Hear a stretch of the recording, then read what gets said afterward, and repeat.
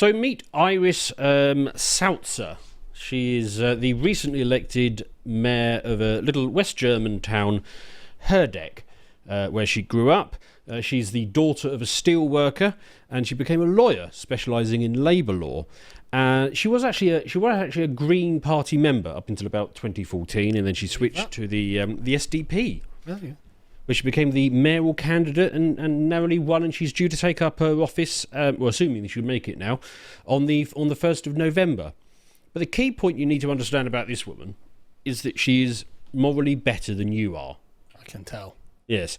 I mean, to the extent where she even adopted 2 children from war-torn bits of Africa, one from Mali and one from Haiti. Does she not have any of her own?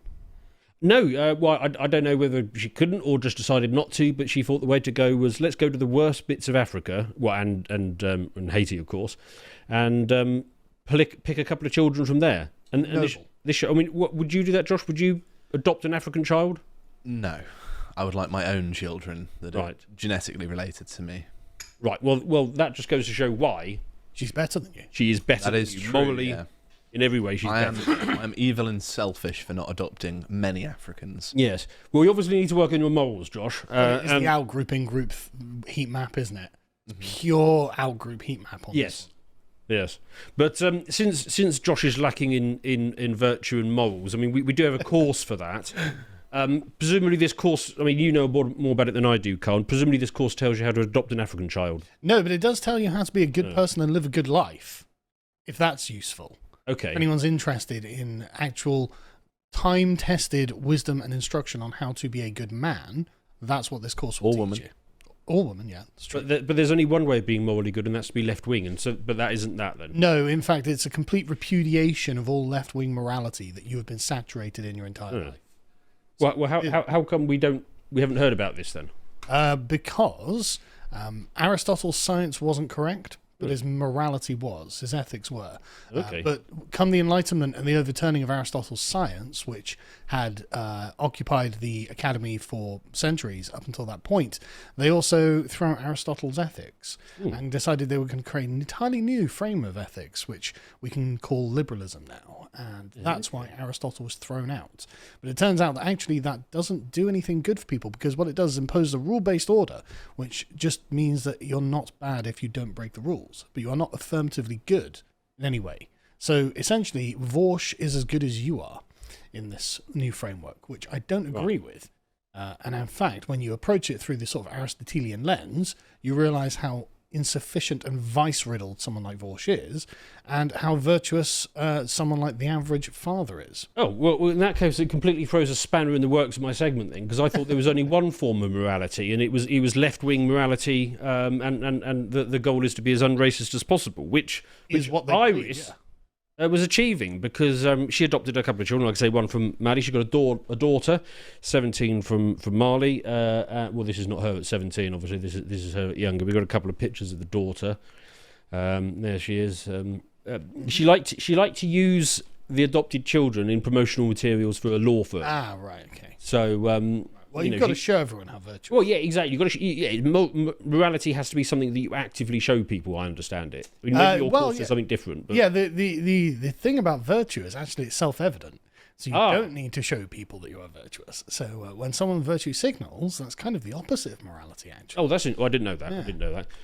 And here's no, that's a slightly unfortunate picture of the daughter. Okay, well, forget that picture. We come back to the rest of this.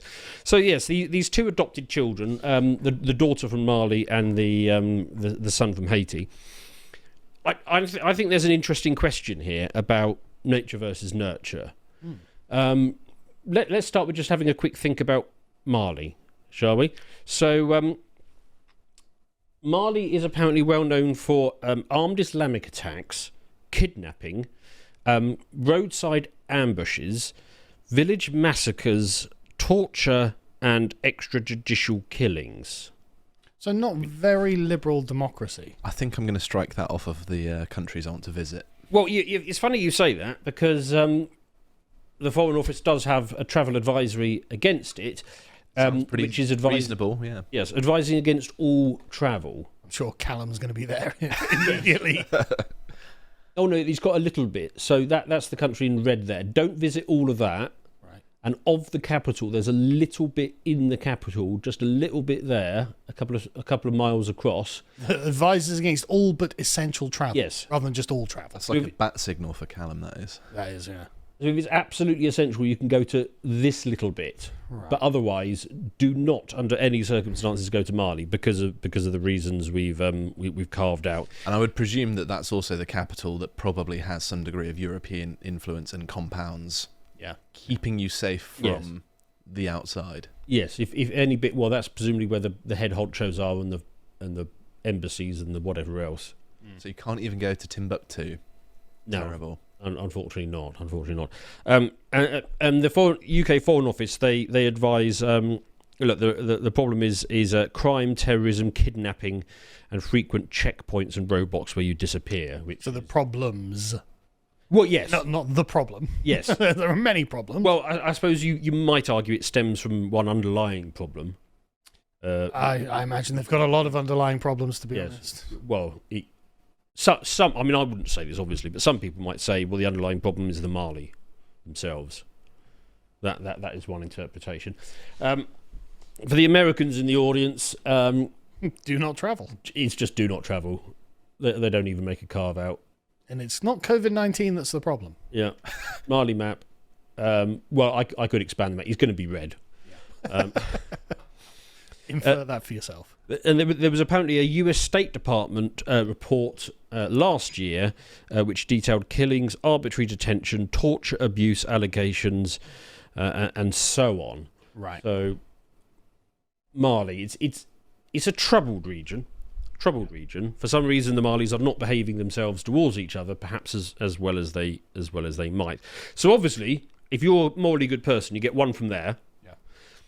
Then for the other one, to just, round out the photos for a law firm, she decided to go for Haiti. Which has got to be probably the worst country on earth. Well, I mean, Mali seems pretty bad. Yeah, I don't know. I would much rather live in Mali than Haiti. I mean, they've eaten all the animals, cut down all the trees. They eat each other and cats and dogs. I'd rather live in North Korea than Haiti, and I wouldn't even hesitate. North Korea is incredibly civilized compared to these places. I know. You just have to not offend the government. I might find that a little bit difficult. And also the big difference with Haiti is it's right next door to the Dominican Republic. Yeah. Which is nice. Well, it's the worst country I've ever been to, but I'm sure compared to Haiti, I haven't been to Haiti. So. I mean, for a Caribbean country, it's reasonably stable, isn't it? Yeah. Yes. They have a massive border against Haiti, as I understand it. Yes, and beautiful wall. Lots of guards who stand on that border and seem to have a low opinion of Haiti. Yes. I didn't notice so many guards on the Haitian side, though. It's mainly the Dominicans who seem interested in maintaining that border. I can't help but notice that this is just a blanket travel advice against as well. Yes. So the Foreign Office advise you of mass kidnappings, mutilation, beheadings, mass rapes, public burnings, and massacres. So was General Barbecue still in charge?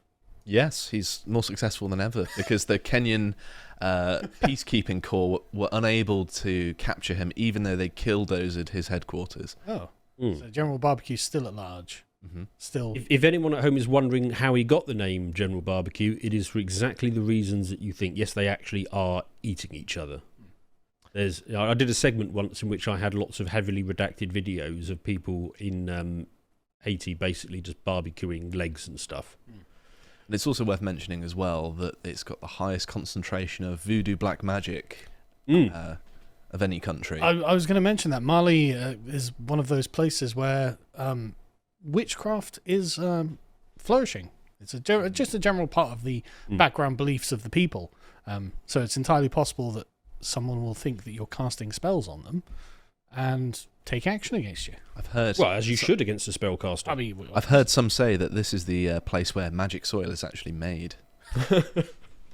So it's become apparent that there's something wrong with modern morality. There is something wrong with what we think in which the good life consists.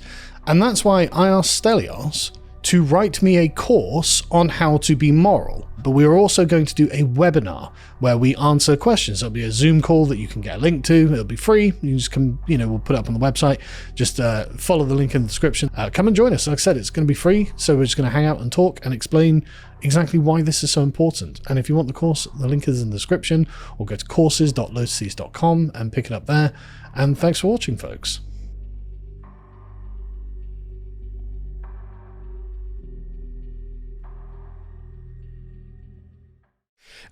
The UN warn of child recruitment and by gangs, widespread abuse against civilians, and they talk about systematic terror tactics. And again, for the Americans, the American advice is just, again, a big red, do not travel, kidnapping and other stuff here. So in both cases... The food might be slightly better, though, having eaten American food. Yes. Just kidding. Yeah, I think they're both free range suspect. at least. It's not going to be factory farmed. I will have my mud cookies. Thank you very much. So the key question becomes: why are these countries like it? And we've got two views. We've got the obviously correct left-wing view, which is, well, Mali is the way it is. Colonialism. Colonialism. Yeah. Yes. Yeah. I didn't even say it. How did you know? Well, that's the left-wing view. That's right. Okay. Correct. You got there before I could say it, but yes, French colonialism is the reason for Mali, and in Haiti, it's the French again. Yeah, slavery. Yes, you're winning me round. It's the French. They're to blame for all the world's problems. Yeah, actually, I didn't think of that. That is actually quite a compelling reason. And the right-wing argument would be, no, Mali is the way it is because of the people who live there, and Haiti is the way it is because of the people who live there. Well, I mean, it's compelling. I mean, Haiti was founded on explicitly murdering all of the white people in the country. Well, yes, there is that. And when they ran out of white people, they murdered the mixed race people as well, yeah. just for good measure. Well, that is possibly why the Dominican Republic and Haiti are so different. In the Dominican Republic, a lot of people there are sort of half-toned, whereas in Haiti they're not, because they killed them. And they have a pretty good incentive to keep the Haitians out, given their history. Yes. So I wanted to address the question of nature versus nurture, because there is this awful right-wing idea. I don't know if you ascribe to this one, Josh. Is the sort of thing you probably would have thought about, where a lot of your nature is nature-based. It's behavioural genetics. It's evolutionary psychology. It holds the view that intelligence, temperament, conscientiousness, aggression, and even political inclination are heritable. Is that the sort of wrong-headed view that you would hold? Well, some very bigoted people that I wouldn't necessarily agree with would even argue that it's about 80% of the equation in some areas, and it's actually a very significant part of it. And of course, these bigots also point out the fact that your genetics come from your parents, of course, obviously. But where they go wrong here is they say that, well, your genetics are also compounded by the fact that your parents' genetics also shape their environment, and so they reinforce one another, which of course is entirely wrong. See, when I was doing A-level psychology back when I was like 16, we were told it was 55-45 for nurture versus nature. So, nature versus nurture. So it's slightly higher, because you could feel the sort of liberalism being like, no, it's not that much. I mean, sure, it's a little bit, but like it's not that much. And now is it 80% that is agreed? It depends on the domain, but in some areas, yes. Well, I do have a study on that. I mean, I just mentioned the left-wing view. So the left-wing view is Marxist cultural determination, where human behaviour is moulded basically by the environment that you bring up in. So it's sort of blank slate, John Locke, tabula rasa kind of stuff. The problem that they have with that is that essentially you can't therefore then pluck out some child at 7 or 8 or whatever and expect them to have none of their original culture residing in their worldview. Oh, well, I've got a study for that. Oh, really? Okay. I've got a study for that. So there was a long-term study led by Thomas Bouchard out of the University of Minnesota, and they basically looked at twin studies and also adoptions. And this has been going on for decades, this study. And he's been finding that the heritability of IQ is about 0.7, so very high. It's about 70% then, isn't it? Yeah. And then the rest of it being made up of your diet, your environment. Yes, I mean, I can well imagine that being well fed as a youngster will make a material impact to your IQ. Yeah, I think there's a good way of framing it is think about plant pots and plants, right? So if you've got a very large plant pot, then the plant can grow to its maximum extent. That might not fill the entire pot, but the plant is not being inhibited by environmental factors. But if you've got a very small pot, even if it's a very intelligent plant or a very big plant, it's still inhibited by the environmental factors. So these are obvious. There is something to the Marxist view there, that the environment does matter. But of course, the evil bigots might have a point as well. I mean, I suspect there's an upper limit that your genetics will give you, and then just good diet and upbringing will let you achieve whatever that is, which you wouldn't, get any otherwise. One of the problems here is that it's easier to understand the environmental factors because we come into contact with them every day. They're visual, exactly. Yes. Whereas we don't, visually see genetics. You actually have to either have modern day science or be a very thoughtful person to be able to tease out the environment from the biological disposition. Yes. Just a quick thing as well, there's a massive problem with our actual understanding of other cultures as well, as in the way that they look at the world is so metaphysically different to how we... I remember your video on time, that was a good one. Yeah, well, exactly. It's metaphysically different how we view things. And so you might offend against a series of strongly held beliefs that are not necessarily based in genetics, they might be based in the cultural factors that they've had growing up, but you have no idea that you have offended against these beliefs because they're so alien to your own. You've got no concept of someone thinking, for example, that they're moving backwards through time. Right? We view ourselves as moving forwards through time, and so for us, the future is something that we possess and we can allot and we can actually have influence over. But of course, if the future is something that just happens to you and you only see it as if it after it's happened and it comes past you, then you have no idea what that there is only now and the infinite past. Yeah, you have no idea. But what that means is you have no idea what that person thinks. You have no real model of the mind. Well, the key takeaway from that video of yours is that the Africans have no word for maintenance. Yeah, because if a thing is working, why would you do anything to it? Well, precisely. Yes. But the point being is that you can't really predict what they think, and they don't have any model of mind for what you think either. So it's not like when people of the same stock growing up in the same civilization where they can view each other very predictably. It's entirely alien, and you will be surprised constantly. Yes. Yeah. This study also found that in young children, the adoptive child tended to affect the values and manners of their adoptive parents. However, by late adolescence, the correlation between the adoptive parents and the children had fallen to basically zero. There's a critical period in children's development that's anywhere between maybe 3 or 4 to 7 years old. I think it's quite often depending on what you're looking at. But anything after that point, they're going to have already had a significant portion of their nature defined for them. It's why if you learn music before this critical period, they can have pitch-perfect recognition of notes. It's why if you learn a second language, you can learn it as fluently and accentless as a native speaker. And this has always been known. I can't remember the name of the medieval monk who said, "Give me the child until he's 7 and I will give you the man." It's been well known that this is the case. So given all of this, we've got this great nature versus nurture debate, and obviously Germany is a lovely place, and Mali and Haiti are hellholes. What might we expect this daughter to turn out, given that she was provided a rich. What age was she adopted at? It was over 10 years ago. She would have been around 7 or 8. Right, so after the primary formative years. Yes. Well, I don't know how long. I just know it was at least 10 years ago. So it could have been a bit younger. I'm not entirely sure. This is a problem that we have with second-generation immigrants as well, where essentially, because they're taken out of their cultural context, yes, you don't understand that you understand your own civilization on an intuitive level. You don't think about it, but you understand why everything around you is happening because it's just so normal. It's always been happening, and so you don't need to think about it. But if you pluck someone out of, let's uncharitably say, a more primitive culture and put them into a culture like Germany, yes, you could see how that would feel alien to them. Well, let's see if we can prove you wrong. Oh, okay. No, we can't. German mare was tortured for hours by her adoptive daughter, 17, who kept her in a basement and brutally stabbed her, leaving her fighting for her life. So a police investigation has revealed horrific details. So Iris Salzer, who of course is morally better than us, was tortured for hours. Now I think we've got 13 stab wounds to the upper body, and apparently she used an aerosol and a lighter as a mini flamethrower to torture her and scold her and so on. And this went on for several hours.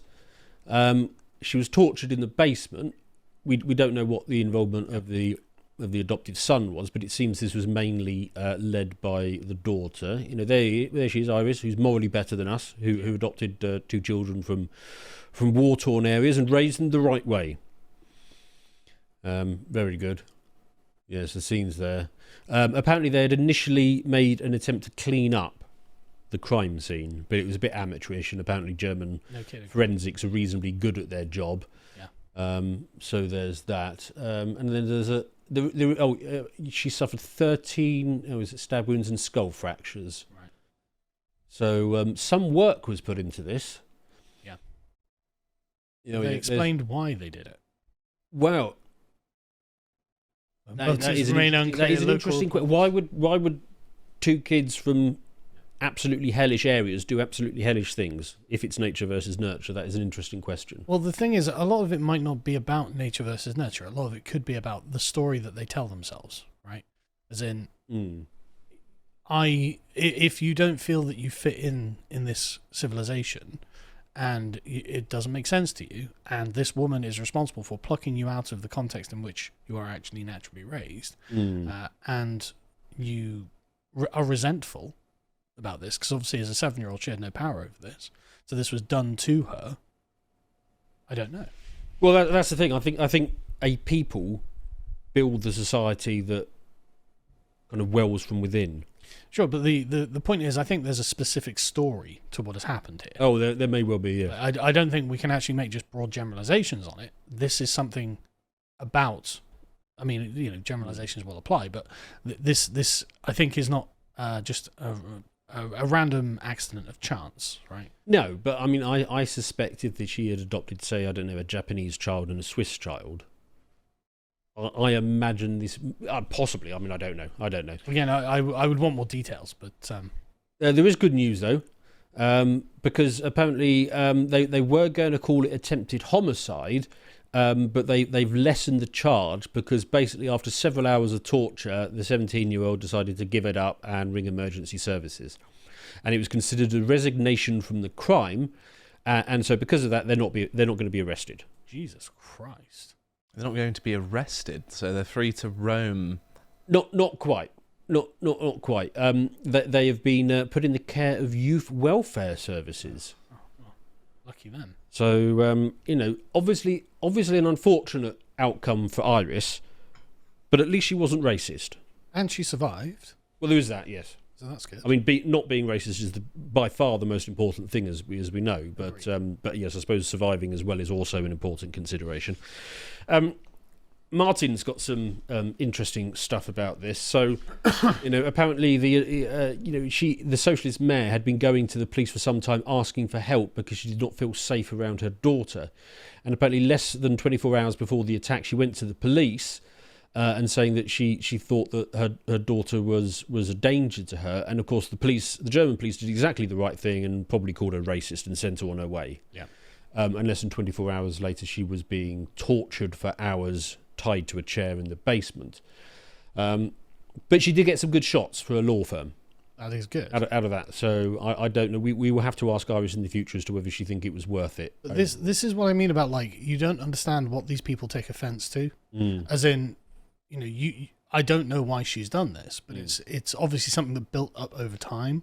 As in, the way that this girl felt she was being treated did not meet the dignity that she expected. And the liberal, anti-racist German mayor had no idea what the problem was because she comes from such a foreign culture. Yes. Well, you would have thought the magic soil would have done its job, but maybe it didn't. Yes, so... Oh, she didn't have her own children yet. Did she? Does it say that? No, did not have her own children. Right. Well, I mean, why would you need to when you can just import them? Yeah. This was a fascinating detail. So, this girl is now going to be kept in basically special arrangements to look after her. We're not going to bother with the resting thing, but we are going to need to provide for her. So the total bill is apparently something like €36,000 a month. So do you earn €36,000 a month? No, you bloody don't. Well, I mean, that's the thing. You see, 12,000 a month for staying in a secure psychiatric facility. That's my favourite bit. The psychiatric facility. Yes. Right. Okay. So she's just mad then, maybe. Yes. And this is the problem that the liberal state has. If I can't understand the metaphysics of another culture, they must just be mad. It's like, no, we just have our own view, and they have very different views. Well, why don't we classify all of Mali as a psychiatric facility then? Every single one of them would be if they were brought here. And subject to the standards by which we consider sanity. There's an additional thing that's seriously wrong here, that a woman can go to these parts of the world, adopt children, and then all of a sudden the burden of the German taxpayer. Why should the German people pay for these people? They're not from there. They're obviously not of Germany. Germans tend not to do this to one another. That's exactly the point I'm coming to, actually. So another 21,000 for security guards and 3,000 for the adopted son placement. So we're looking at that. So I worked it out. The average German worker pays somewhere between 8,000 or 9,000 euros a year in taxes. So basically, from now on, 50 German workers, their sole function is to provide for them. Is to provide for these adoptive children that the socialist mayor decided to bring over.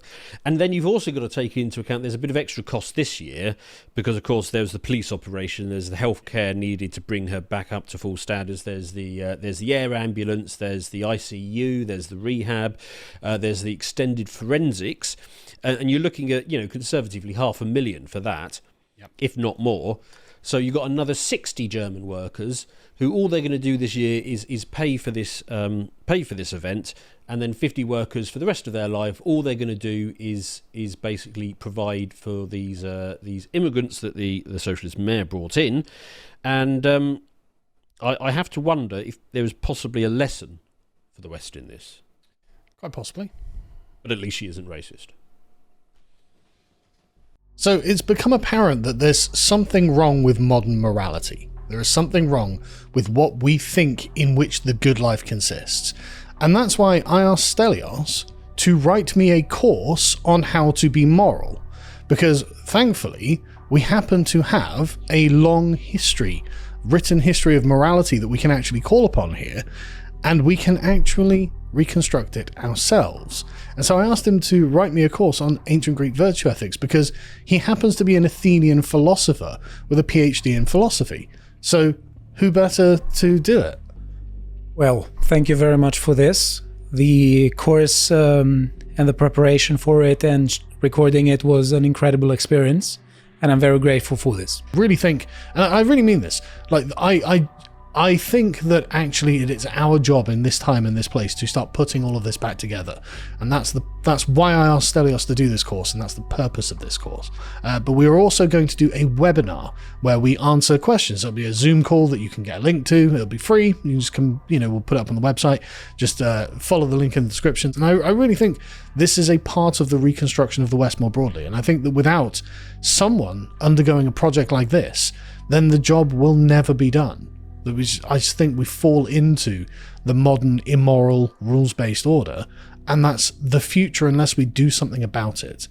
Come and join us. Like I said, it's going to be free, so we're just going to hang out and talk and explain exactly why this is so important. And if you want the course, the link is in the description, or go to courses.lotuses.com and pick it up there. And thanks for watching, folks.